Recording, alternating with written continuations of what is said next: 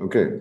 Well, Broken Hill, I just got a few months ago, I got a whole new collection from the South Australian Museum.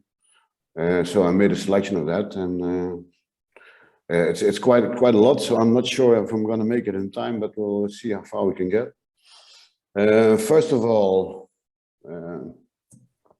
where are we? Once again, Broken Hill, if you follow my mouse, is in the western part of New South Wales.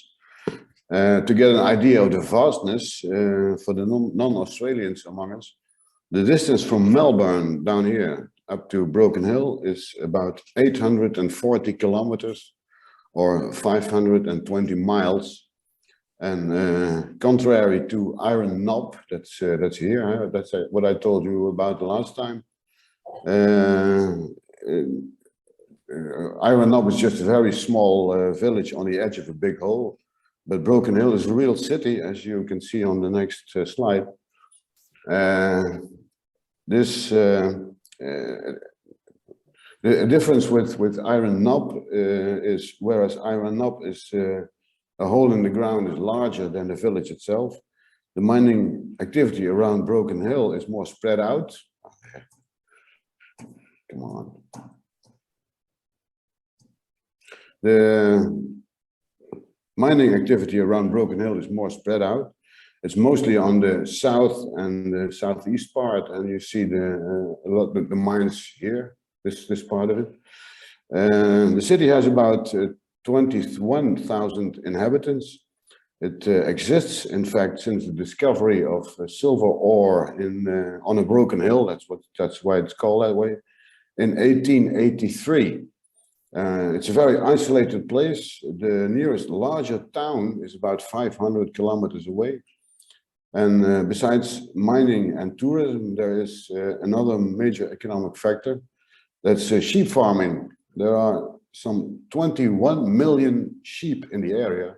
That's 5 million more than inhabitants here in the Netherlands. It's quite a number. This photo is taken from the southeast part, from the dumps of the mines. Of course, you see them here. And when I see those, I get a lot of urgent feelings to go there and roam around, because it's a vast area where if you see that, you might imagine that you can find a lot of things there still. This is the miners' memorial. Since the beginning, so in 1883, when the mining started, over 800 miners died in action, and this monument was built in their honor. And as far as I can see, it's a huge thing. Some data to start with. Mining started, as I said, in 1883, shortly after the discovery of silver by someone. And according to Mendat, there are about 40 locations in the direct vicinity, and the ores are copper, lead, silver, and zinc. That's usual, you could say. And the production until now is around 300 million metric tons. It's a huge quantity. Why Broken Hill? As I said, I told you that in 2020 I received a collection from Iron Monarch. That was my last presentation. So John Thoma and Peter Elliott from the South Australian.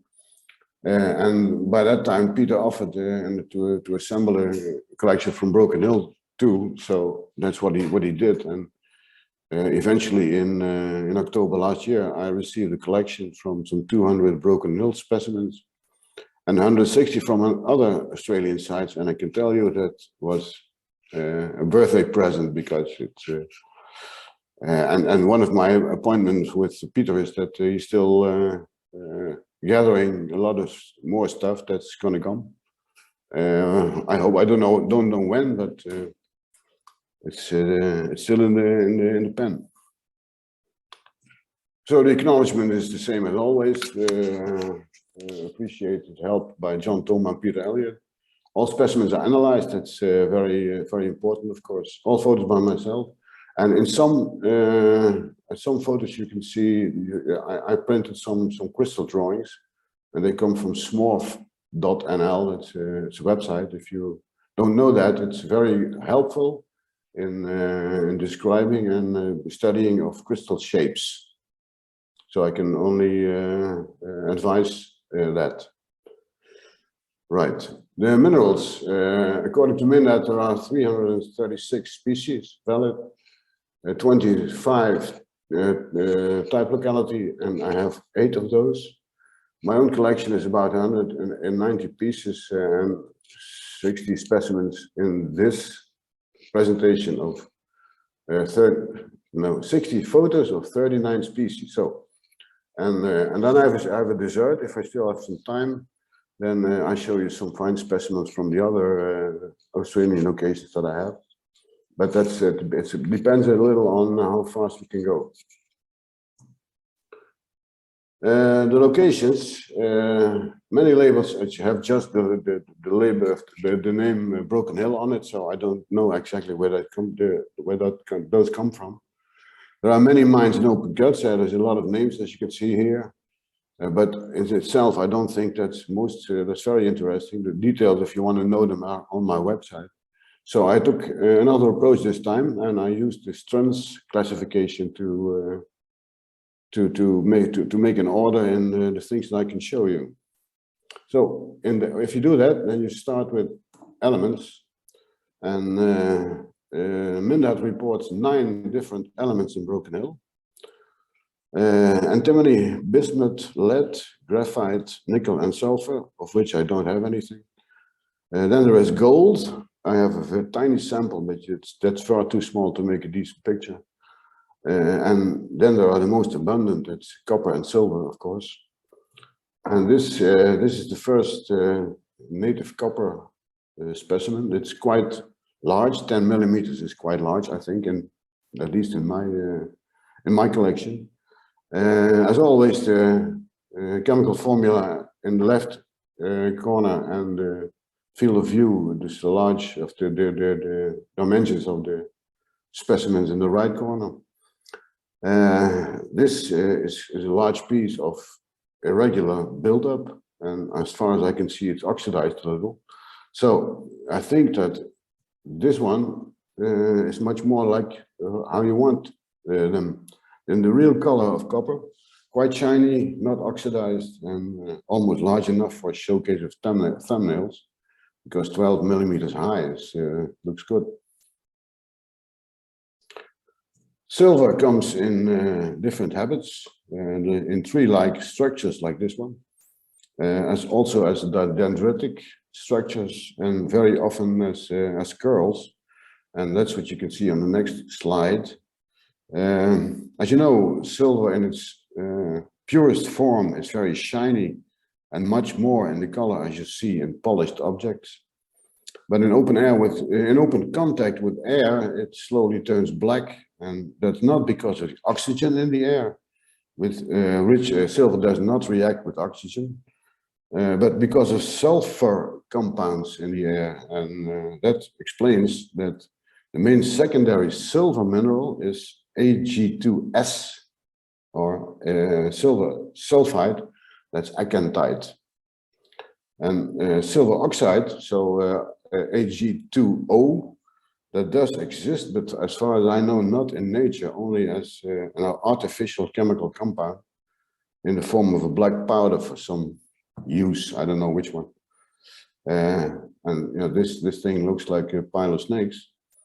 And the next one is a much smaller part of a specimen, just to show the peculiar coloration of this particular curl.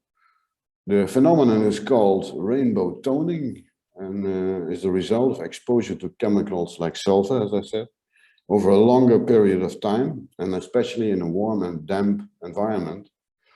And personally, I find specimens like these much more interesting than samples like the gray one in the previous slide.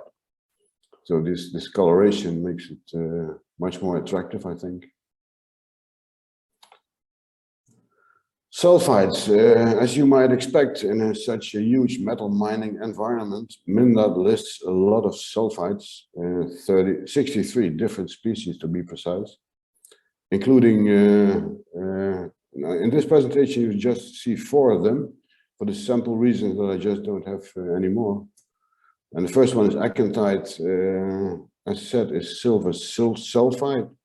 So in itself, it's not too strange that it's accompanied by this bromine argyrite. And nevertheless, it's the first time that I encountered this combination. And as you can see, the acanthite consists of really numerous feather-like crystals, very small. This whole thing is a bit more than 0.5 millimeter, so you can imagine how small these all these feathers are, but it's typical for acanthite. Galena is one of the primary ores. On the label, this one says it's secondary galena, but I just don't know what that means. So help us appreciate if somebody can explain what secondary galena means. Then that would be very helpful. Yeah, Henk, it's I think it's because there's been so many episodes of a different deposition of solutions and whatever. There is secondary growth of galena. So primary galena is the original ore body, and secondary galena is something that's just happened as part of the oxidation and other weathering processes. Okay, all right. Thanks. In the course of this this hour, I have some more questions, so be awake, okay? Stay awake. Pyrite in Broken Hill apparently is not as common as you'd normally expect. In a few pieces I have, with quite well-developed individual crystals like these, and you see the isometric structure that's clearly visible. Then we go to halides. This halides is for me one of the more interesting classes in Broken Hill. All the species that you're going to see now are members of the chlorargyrite group. I don't know exactly how you pronounce it in English, but I would say chlorargyrite. Yep, that's okay. Okay. The stuff is actually quite simple. It's only a combination of 2, maximum 3 elements. But keeping them apart seems to be a hell of a job. And I'll start with chlorargyrite. Chlorargyrite itself is silver chloride, AgCl. You can see that here on the left. And much simpler than that doesn't exist, I think. This one is green, but they come in different colors. And the next one, this is also chlorargyrite. It's a beige coloration. The members of the chlorargyrite group are of the isometric crystal system. So if you want to determine them, look for squared faces like this one here. This here down here. And I have to make a remark here. If you have chlorargyrite group minerals, then keep them in the dark, because they will lose its color when continually exposed to light. All the specimens that Peter Elliott sent me are mounted in completely black, not transparent boxes. And that's to preserve the own color of the specimens. This is iodargyrite. That's the member of the group that contains iodium instead of chlorine. So it's AgI. And it could well be that is the reason for the transparency in this crystal. I'm not sure about that, but that's possible. There is a third variety also, which I do have, but not from Broken Hill. That's bromargyrite, that's AgBr. And the fourth, that is bromium chlorargyrite, so AgClBr, to make it a bit complex, in which chlorine as well as bromium are present. And you understand that all these things are impossible to tell apart purely visually. So if not completely analyzed, it's probably the safest to call them, to label them chlorargyrite group and nothing more. Now it's getting more interesting, I think. Broken Hill has two species in the chlorargyrite group, of which it is type locality. This marshite is the first. I tried to post this photo on Mimdot, but until now it is refused in the public galleries because, I quote, the identity is uncertain, and it's a judgment that is not only incorrect, but also, even worse, I got it without any further explanation. And I know from Peter Elliott that marshite strongly fluoresces red under long wavelight. So I made a photo of that, as you can see here. And I posted that photo as an extra on Mimdot. Besides that, I told them that the whole collection is fully analyzed by the South Australian Museum. But alas, so far, no more response. And except that the red photo is placed in the public galleries and the original is still not accepted yet.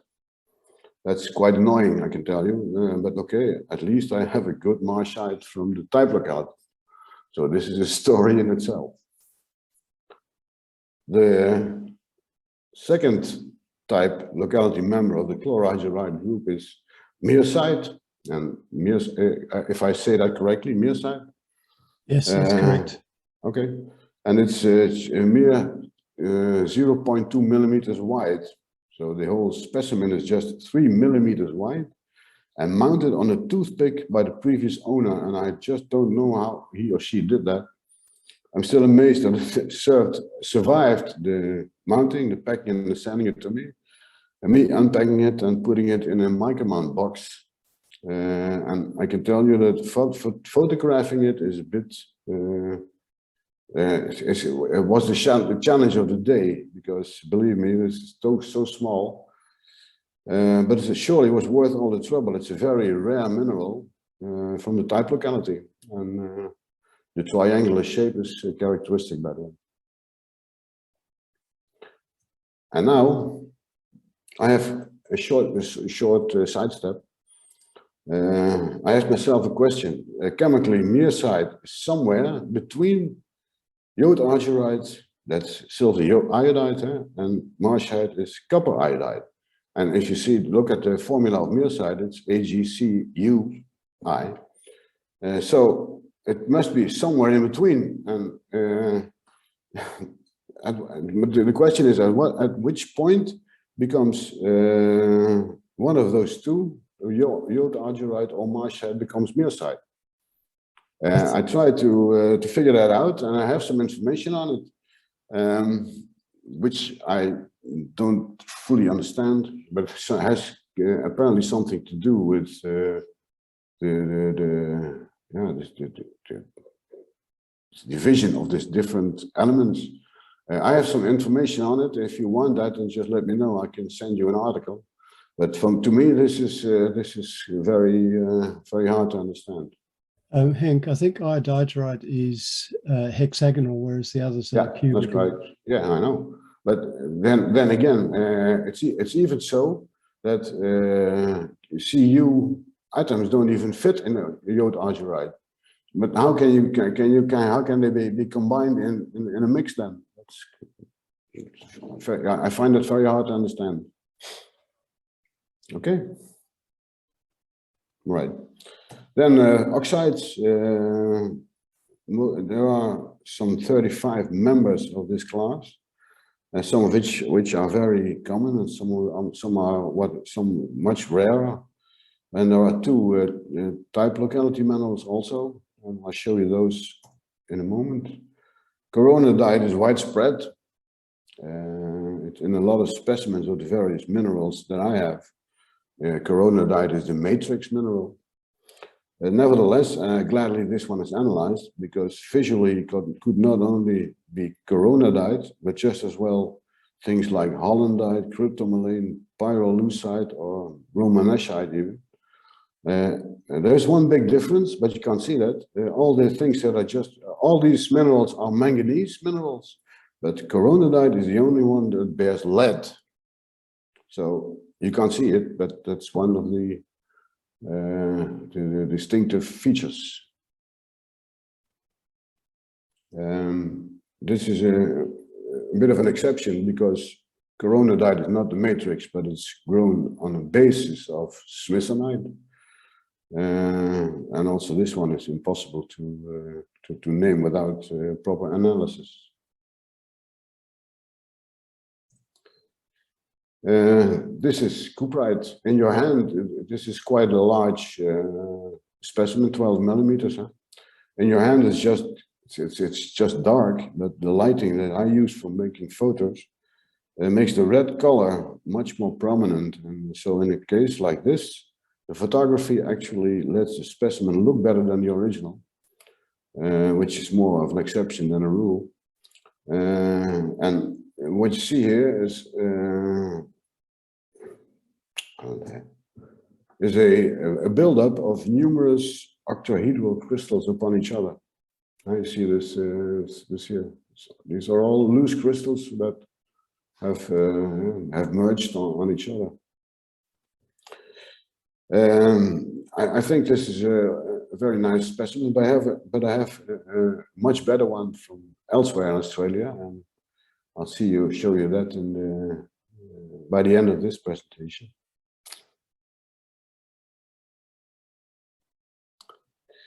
One of the two type locality oxides in Broken Hill is bernalite, which I don't have, and this raspite is the same.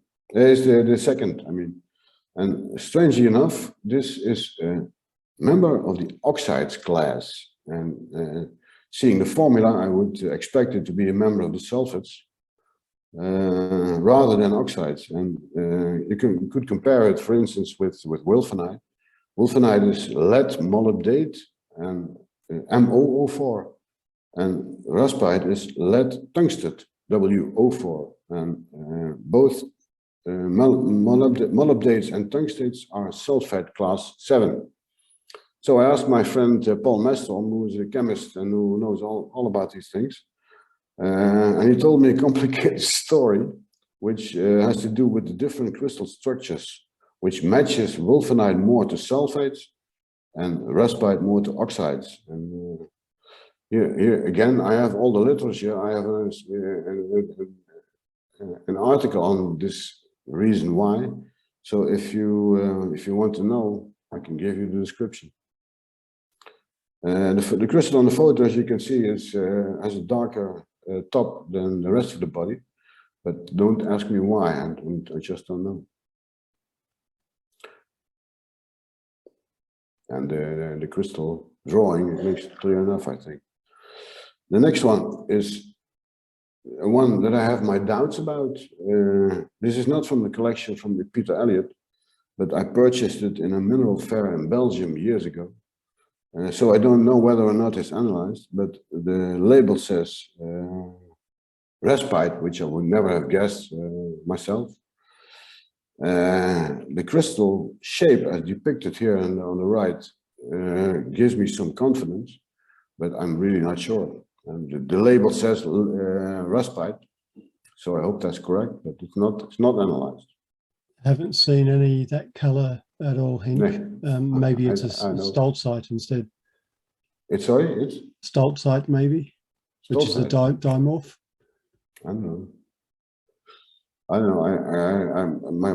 I have a small box full of things that I want to be analyzed. So one of these days I go to Germany a day, and I think that we'll take this one along. Only a small box. Sorry? Only a small box. Sorry, I don't understand. Only a small box of things to be analysed. I've got drawers full of things that need to be analysed.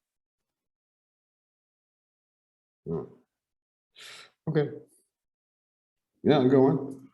Carbonates are quite common in Broken Hill. Most of them are common minerals in general. But I have just a few, and here they are.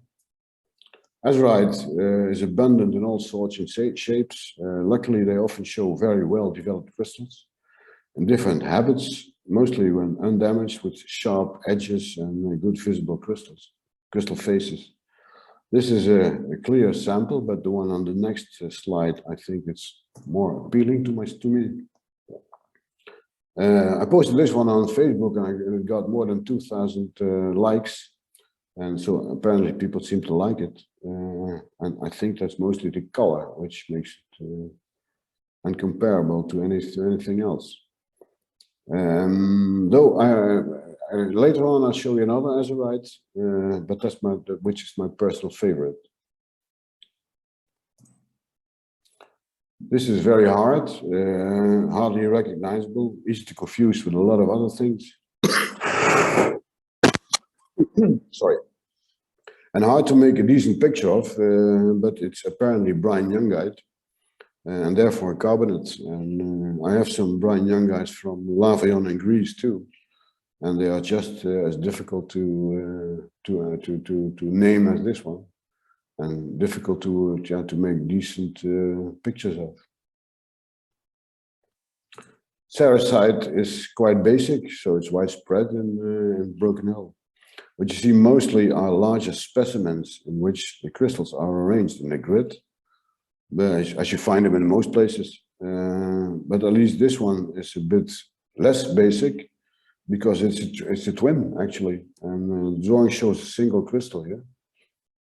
So you see that this is a vertical twin. This one.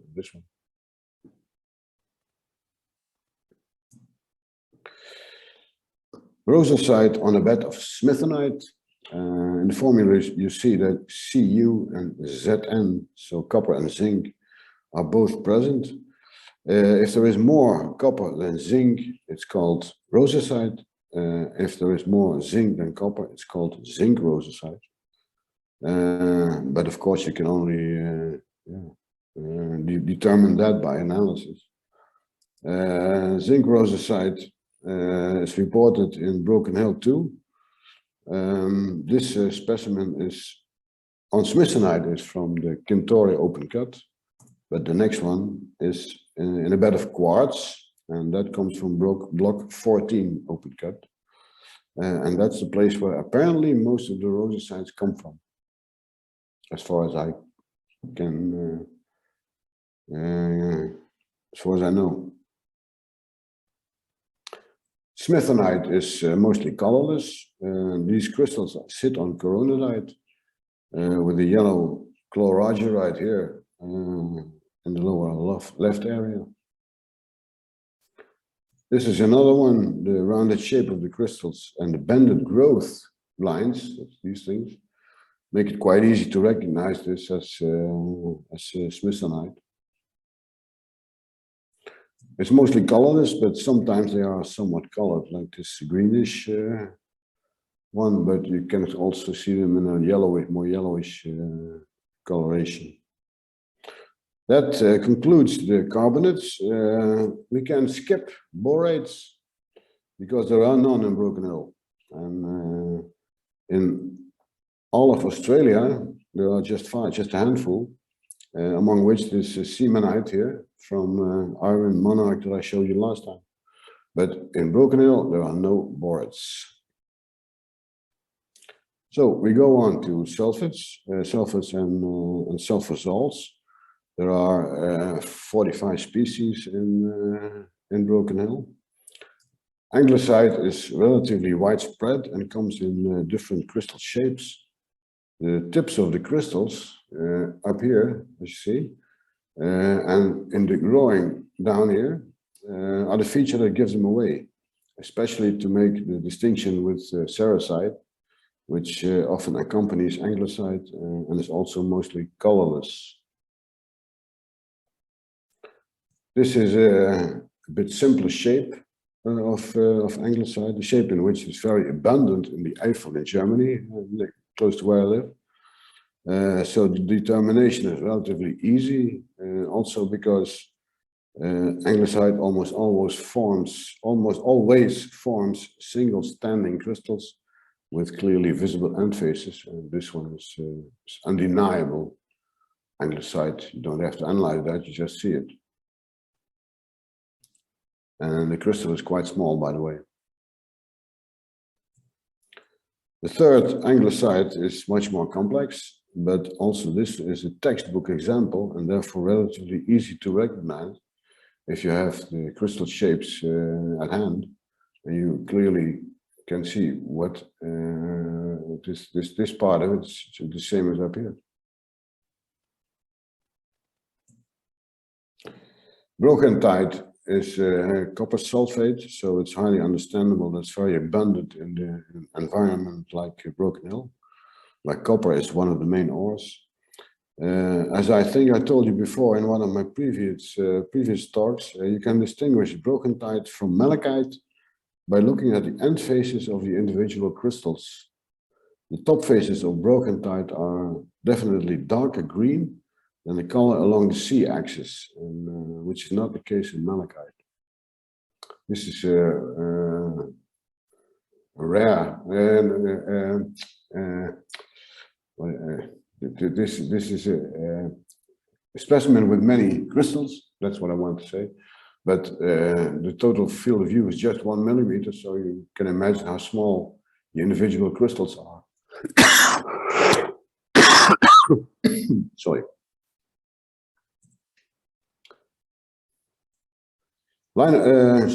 Carnallite is actually not too abundant.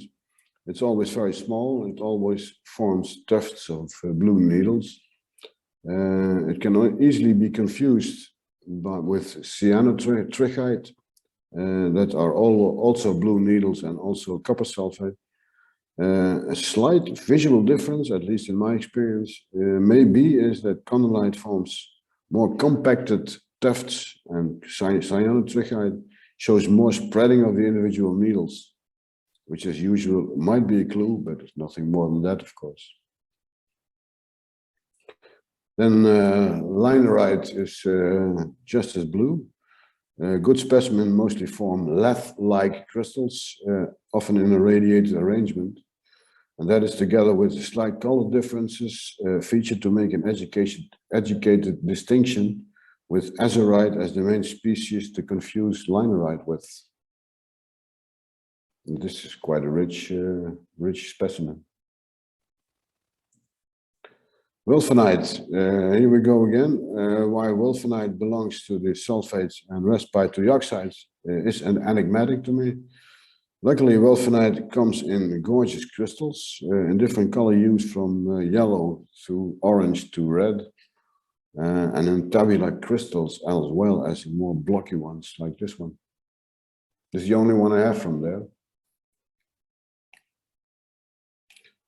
Then phosphates and arsenates with almost 80 different species.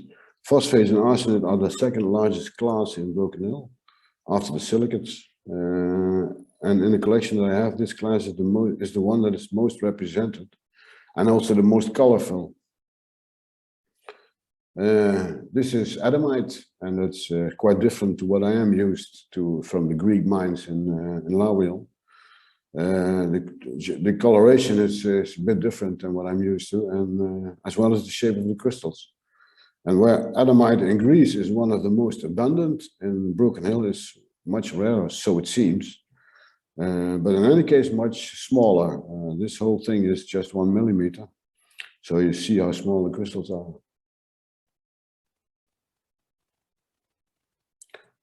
As you know, agadite comes in 4 varieties with different rare earth elements, REs, but the Y variety seems to be the only one here. So this yttrium variety, at least, is the only one that Mindat reports in Broken Hill.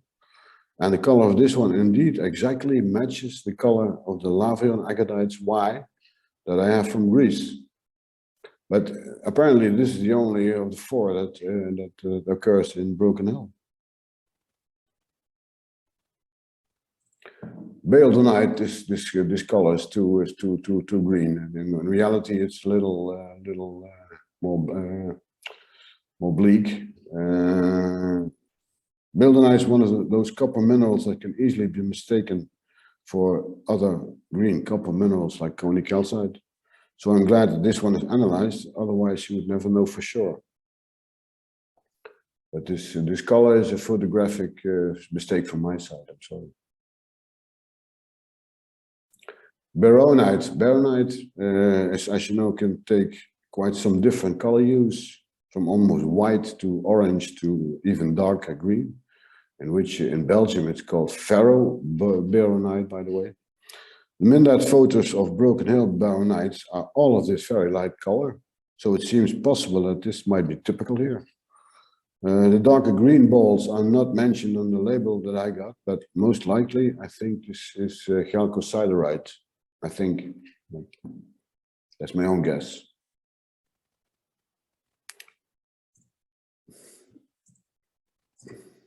Butantides are almost always minute all over the world, so making decent pictures of good visible crystals is much of a challenge.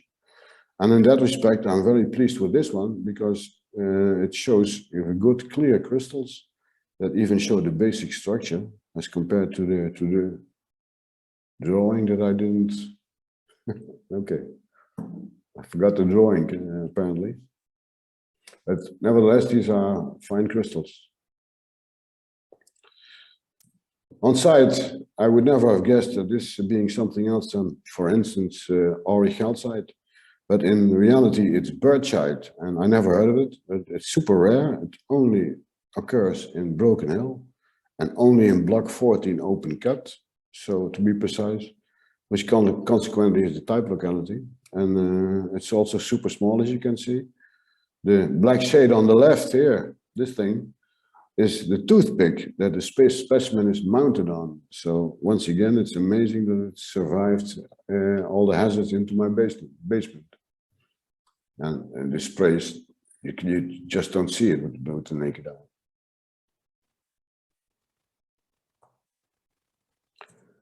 Carbonates and Butantite are brothers in arms, you could say. They very often are each other's companion. The contrast between the red of the Carbonates and the yellow of the Butantite makes fine pictures. The Carbonates crystals in this one have a somewhat different texture and are less shiny and transparent than the specimen on the next slide. And this one is a bit different, as you can see.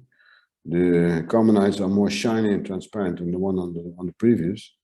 And both specimens come from the Centauri open cut, and then especially the South Mine. And looking in Mindad, it seems that this is the only location within Broken Hill where Carbonates occurs, according to Mindad, for what it's worth.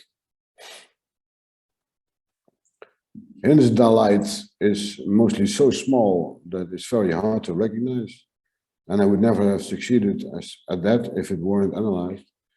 And the minute crystals are scattered on pyromorphites.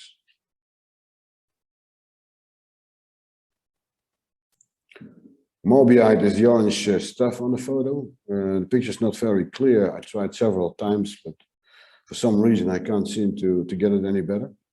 Nevertheless, I want to show it because Morbiite is one of the type locality minerals in Broken Hill.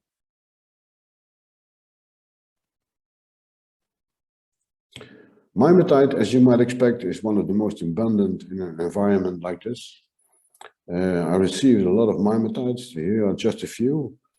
This first one is a good example of the basic hexagonal structure of mimetite, you can see. And it comes in all sorts of fine specimens. This one I like very much. And this one is even more abundant and also more transparent. It's not only yellow, but also colorless, and that's nothing new, but these end faces are less common. You could easily confuse this one with someone else, with something else. At first sight, you could think that this is libethenite, but at least I would, but it turns out to be olivenite, which I think is a very strange form for olivenite. But the label says olivenite and not libethenite. This is a nice one, I think. Plimerite or plimerite, what do I say? Plimer. Plimerite, right, plimerite. That's the stuff that looks like broccoli, and it's also one of the type locality minerals. All plymerites seem to come from block 14 open cut. The green prisms up here are libethenite, and I don't know what the yellow stuff is. I don't know. Anyone? Steve, do you know that? No, I don't. I'd have to do a bit of research on that one, Henk. Yeah, sure. Okay. Then plumbogamite is a relatively common aluminium phosphate. It's a member of the alunite supergroup, and it's chemically closely related to hensdelite. That's all information you may forget now. The name is derived from plumbum because of its lead content. Plumbum, of course, is Latin for lead, and from gum because of its tendency to look like drops. That's what it says in Mendat. It's okay, I believe it. Huh? And the black dots are minute coronadite crystals, and not dirt. Because this is the matrix, the coronadite matrix, and these are all dots of coronadite. The plumbogamite on the next slide is quite strange. I think it's a pseudomorphosis after pyromorphite. That's what I want to say. You see, they are hollow down here. So I assume that the plumbogamite was secondary on pyromorphite, or even a replacement of it. But how this works, how it's possible that this works like this way, I'm not sure. Pyromorphite comes in different colors. The biggest problem that I encountered time and time again is making the proper distinction between pyromorphite and mimetite. Naming all these specimens mimetite pyromorphite series is probably safe, and that's what is done nowadays in crystals from the Clara mine in Germany. Without full analysis, this distinction is just not possible. This is the yellow one, then we have the green one, and we have the brown one, and we have most basic, and that's the colorless one. So they come in different colors, but always as fine developed crystals. Sorry. So Henk, just in terms of pyromorphite and mimetite at Broken Hill, quite a lot of them come from phosphate or arsenate zones. So if you know where it came from or what it's associated with, that helps. It helps, yeah, sure. Okay, yeah. And you have a clear clue. Okay. This is rock bridgeite. The color is enhanced. In reality, the color is darker, almost even looking black to the naked eye. Plymerite is closely related to rock bridgeite. The only difference is that in rock bridgeite it has, look here, Fe2+, and in Plymerite that is zinc. That's the only difference. All the rest of the formula is exactly the same.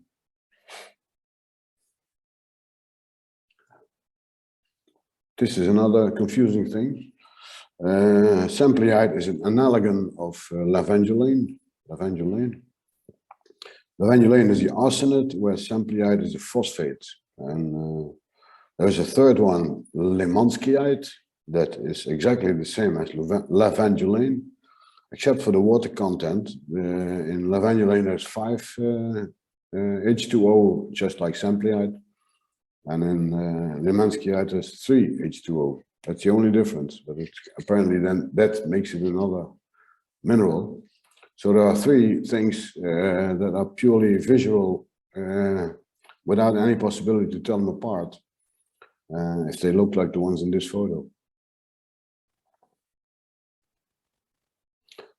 Silicates are the largest class in Broken Hill, almost 90 species. Nevertheless, I can show you just a few. Bustamite, I would never have guessed. This is, as you see, this is quite large. These needles are 10 millimeters. And Bustamite is a member of the Wallace-Tonite group. It's an inosilicate, as can be inferred from the S2O6 here in the formula. Inos is Greek, of course, and means fiber, which is clear in the drawing of the chain. That's this one. It's an inosilicate, and if the manganese here in the formula is replaced by iron, Fe, it's called ferrobustamite. This is a very typical hemimorphite sample. Many crystals that are arranged in layers, clear as glass, and sharp end faces here, you can see that. I have many of these from the Greek mines, and they all look similar. From the Si2O7 here, down here, you can infer that it's a sorrel silicate, and the unit here in the drawing shows 2 silica atoms that are the triangle, the triangles, and 7 oxygen, so the red bulbs here, and therefore it's sorrel silicate. Right. Rhodonite in Broken Hill comes in much larger pieces than this one. I have a single crystal that's about 15 millimeters. It's also an inosilicate, and the color varies from pale pink to deep red. And yeah. Now that was all for now about Broken Hill. Steve, do I have still 10 minutes to show you the rest? Or are we done?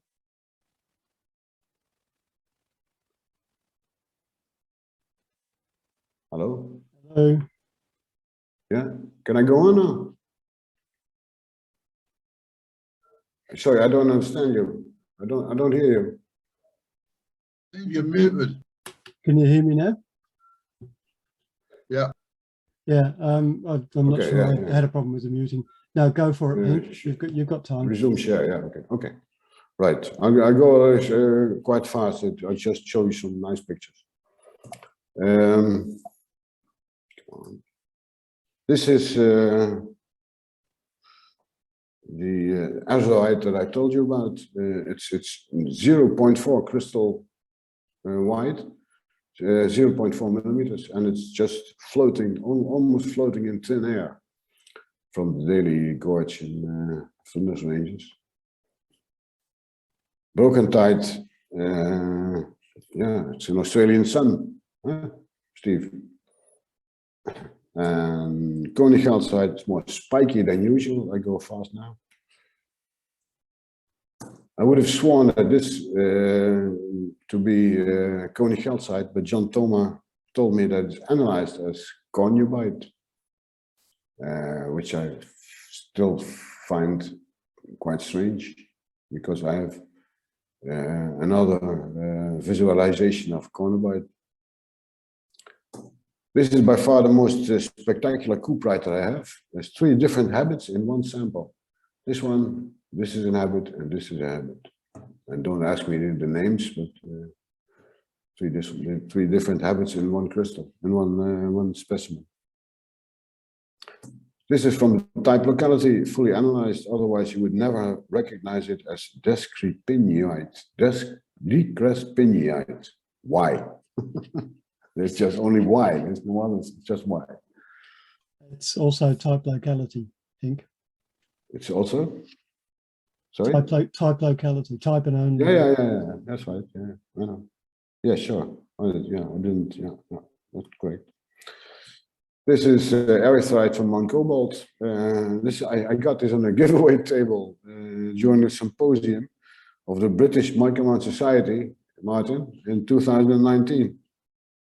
So it's always the trouble to go there. Right? Can do good business. This is ferrierite Mg, and it's actually orthorhombic, but these are countless crystals in a ball-shaped form. And this is not from the type locality because they're somewhere in Canada. Fluorite often blends into the background, so making a photo like this one is surely an exception. I have some of these, but they're hardly recognizable because they blend in. Okay. Beautiful small sprays of a very common mineral from Reephook Hill, and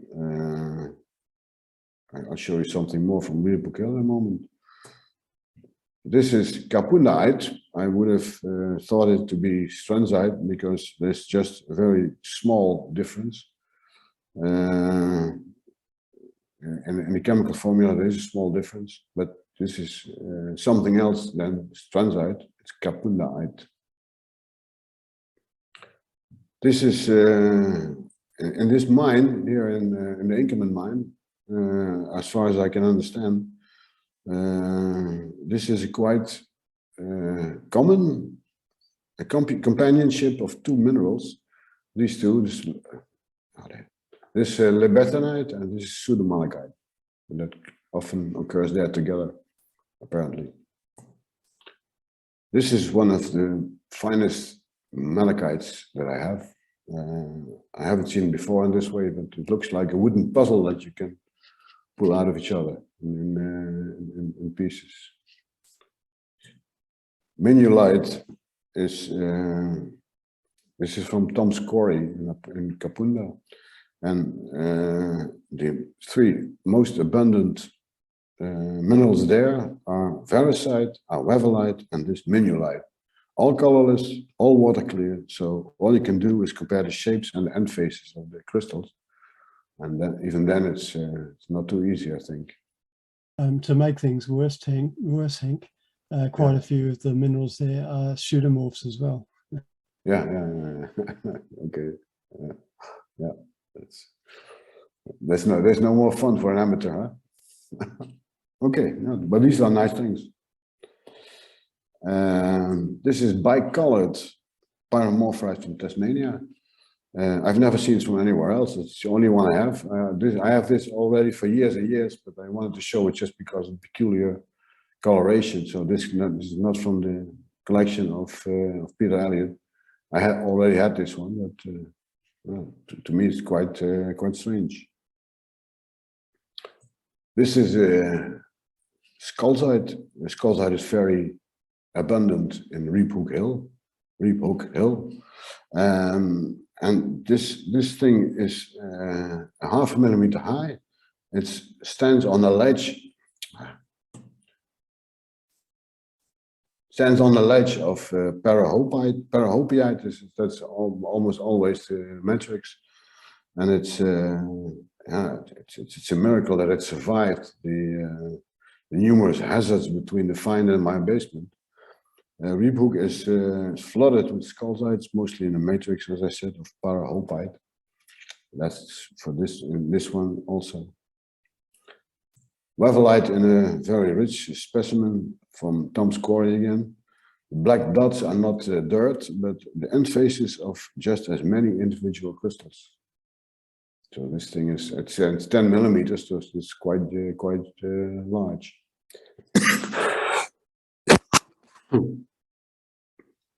To conclude, a fantastic yellow wulfenite specimen for which this Wim Creek copper mine is, in my opinion, is one of the best in the world.